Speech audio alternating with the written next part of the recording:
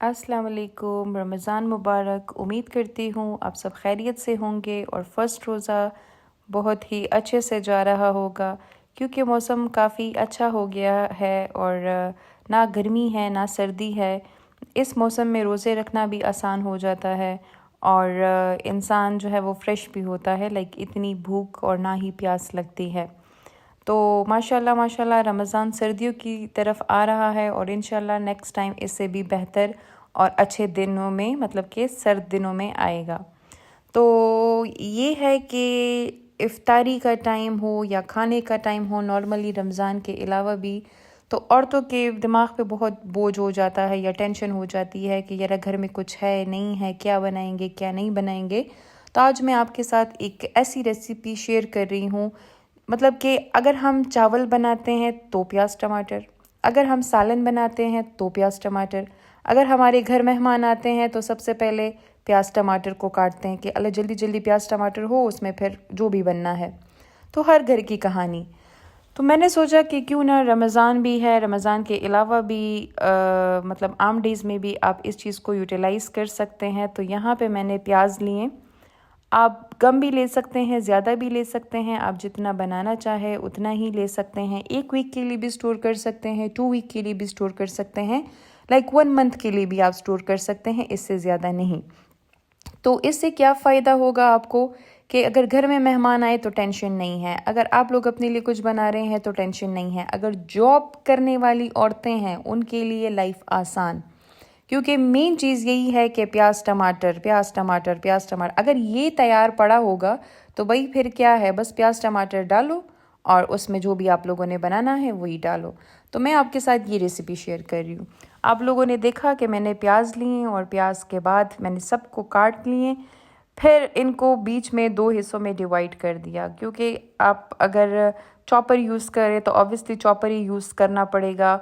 बहुत ज़्यादा होते हैं तो हाथ से काटना जो है मुश्किल हो जाता है। लाइफ बहुत ज़्यादा आसान हो गई है, डिफरेंट किस्म की मशीनें आ गई हैं, इन्होंने हमारी लाइफ आसान कर दी है। अगर आप हाथ से कर रहे हैं, चॉपर नहीं है, तो इट्स ओके, आप उस तरह भी कर सकते हैं, लेकिन अगर आपके पास चॉपर है तो आप चॉपिंग भी इससे कर सकते हैं। तो जितने भी प्याज आप लोगों ने साफ़ किए हैं या जितना भी आप लोग मटेरियल बनाना चाह रहे हैं, तो उस हिसाब से आप लोगों ने वही प्याज क्या कर लेने हैं, चॉप्ड कर लेने हैं। ठीक है, क्योंकि चॉपिंग भी आपका टाइम यूटिलाइज कर लेगी, थोड़ा ज़्यादा इतना टाइम नहीं लगेगा ना, आपको थकावट होगी, आप इंजॉय भी करेंगे, टाइम भी अच्छे से गुजरेगा और हो भी जाएगा। उसके बाद जितनी भी प्याज आप लोगों ने चॉप्ड किए हैं या आप लोगों ने काटे हैं, तो आपने उसको एक बर्तन में ले लेने हैं, लाइक सारे उसी बर्तन में आप लोगों ने डाल देने हैं और फिर स्लोली एंड ग्रेजुअली जितने भी प्याज है इसी तरह चॉप्ड करें और फिर उसी बर्तन में डालते जाएं, चॉप्ड करें एंड बर्तन में डालते जाएं।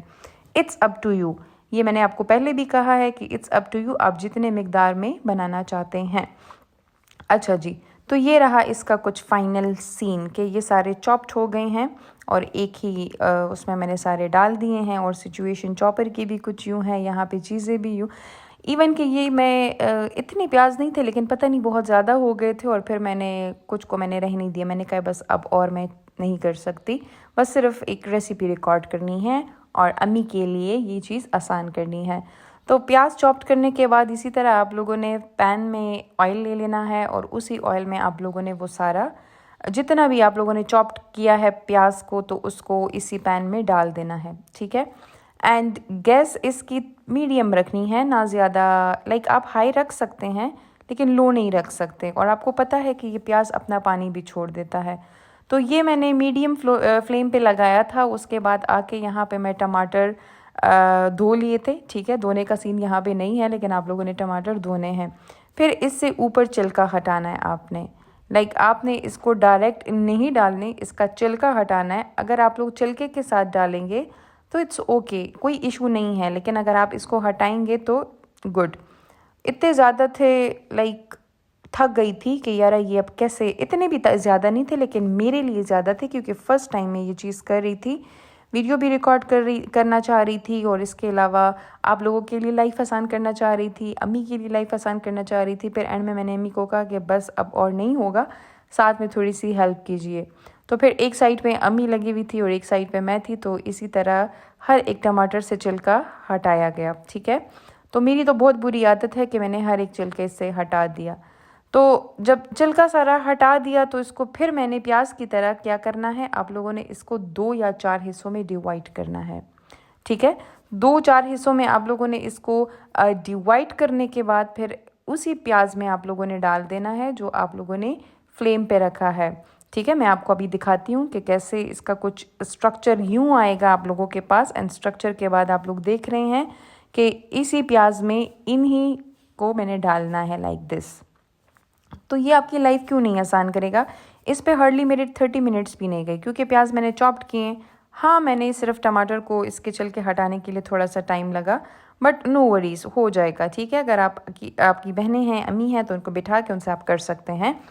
एंड फिर मैंने उन टमाटर को उसी प्याज के साथ नहीं पकाया, बल्कि उसको मैंने दोबारा से चॉपर में डाला।